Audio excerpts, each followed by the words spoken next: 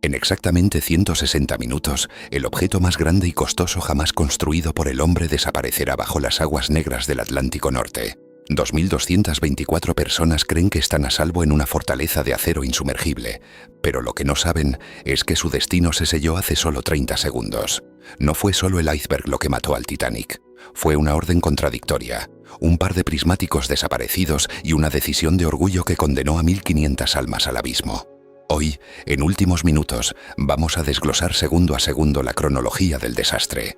Descubrirás el mensaje de advertencia que el operador de radio decidió ignorar y por qué, a pesar de tener tiempo suficiente, el capitán Smith cometió el error más costoso de la navegación moderna. Quédate hasta el final, porque la razón por la que el barco se partió en dos no es la que viste en las películas. Es una trampa física que nadie pudo prever. La noche del 14 de abril de 1912. El Titanic avanza a 22 nudos y medio, casi su velocidad punta. El capitán Edward John Smith, un veterano con 40 años de experiencia, quiere jubilarse con un récord: cruzar el Atlántico en un tiempo histórico. La presión de la compañía White Star Line es asfixiante. El éxito comercial depende de la velocidad. Pero hay un problema invisible. Durante las últimas 24 horas, el Titanic ha recibido 6 advertencias de hielo de otros barcos. 6 mensajes claros que decían: cuidado, hay icebergs gigantes en vuestra ruta. A las 9:40 de la noche el buque Mesaba envía un mensaje urgente: gran cantidad de hielo pesado y témpanos en su ruta. Este mensaje nunca llegó al puente de mando.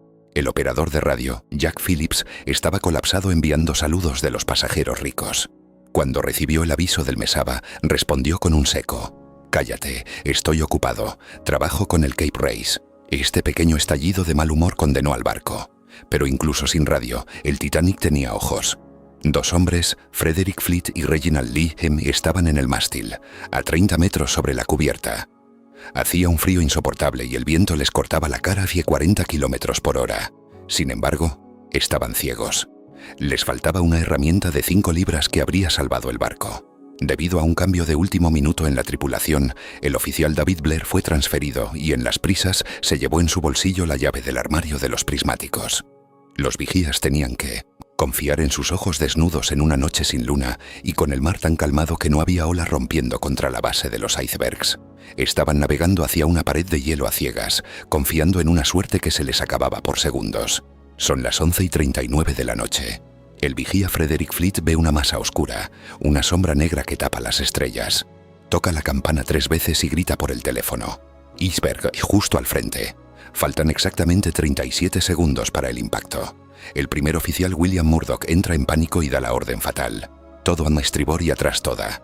Aquí ocurre el error técnico que los ingenieros navales todavía estudian hoy. El Titanic es un barco de 46.000 toneladas con una inercia colosal. Su timón es ridículamente pequeño para su tamaño. Al dar la orden de atrás toda, las hélices dejan de empujar agua contra el timón, haciendo que el barco pierda toda su capacidad de maniobra justo cuando más la necesitaba. Si Murdoch hubiera chocado de frente, el Titanic habría sobrevivido. Estaba diseñado para aguantar la inundación de 4 compartimentos estancos y su propeña habría actuado como un parachoques gigante. Un choque frontal solo habría destrozado la nariz del barco, pero lo habría mantenido a flote. Pero al intentar esquivarlo, el iceberg rozó el costado derecho, rasgando el acero como si fuera papel y abriendo brechas en 5 compartimentos. Mientras en la primera clase la gente apenas sintió un leve temblor, en las profundidades del barco, el caos era total. En la sala de calderas número 6, los fogoneros vieron cómo el muro de acero se abría y un chorro de agua milidap a presión entraba con la fuerza de un cañón. Thomas Andrews, el diseñador del barco, baja a las entrañas del gigante. Ve el agua subir a un ritmo de 2 metros por minuto. Andrews saca sus planos, hace unos cálculos rápidos en un trozo de papel y mira al capitán con el rostro pálido. El Titanic se hundirá. Es una certeza matemática. No importa lo que hagamos, no importa cuánto bombeemos. Tenemos menos de 2 horas de vida. Ahora comienza la verdadera tragedia humana y el escándalo de las clases sociales. El Titanic tenía capacidad para 3.500 personas, pero solo llevaba 20 botes salvavidas. ¿Por qué solo 20? Porque la ley de 1894 estaba obsoleta y solo exigía botes basados en el peso del barco, no en el número de almas a bordo. Además, Bruce Ismay, el director de la compañía, pensaba que demasiados botes afeaban la cubierta de paseo. Había sitio solo para 1.178 personas.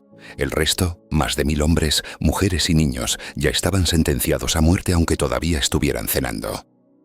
A las 12:45 se lanza el primer bote. Su capacidad es de 65 personas, pero se va con solo 28. La confusión es total. Los oficiales no saben si la orden es mujeres y niños primero o mujeres y niños solamente. En el lado de babor, el oficial Lightoller no deja subir a ningún hombre, aunque el bote esté vacío. En el lado de estribor, Murdoch es más permisivo. Pero el gran horror ocurre en la tercera clase. Los pasajeros de los niveles inferiores están encerrados tras puertas de hierro. No se les permite subir a la cubierta superior para no mezclarse con los ricos de primera clase. Para cuando las puertas se abren, la mayoría de los botes ya se han ido. Mientras los botes se van medio vacíos, hay luces en el horizonte. Un barco, el Californian, está a solo 10 millas de distancia. Sus oficiales ven las bengalas de socorro del Titanic. Son luces blancas que iluminan el cielo negro. Pero el capitán del Californian, Stanley Lord, decide que son fuegos artificiales de celebración y se niega a despertar a su operador de radio. La salvación estaba a tan solo unos minutos de navegación, pero la negligencia y la confusión la mantuvieron lejos, dejando a 1.500 personas a su suerte en un océano que no perdona. Son las 2:10 de la mañana. La proa está totalmente sumergida y el agua empieza a lamer la base del puente de mando. La popa se eleva hacia el cielo, mostrando las hélices gigantes bañadas por la luz de las estrellas. El peso del agua en la parte delantera es de miles de toneladas, mientras que la parte trasera está suspendida en el aire. Es una tensión física imposible de soportar. Durante décadas se pensó que el Titanic se hundió entero, como una elegante tumba de acero. Pero la física cuenta una historia mucho más violenta.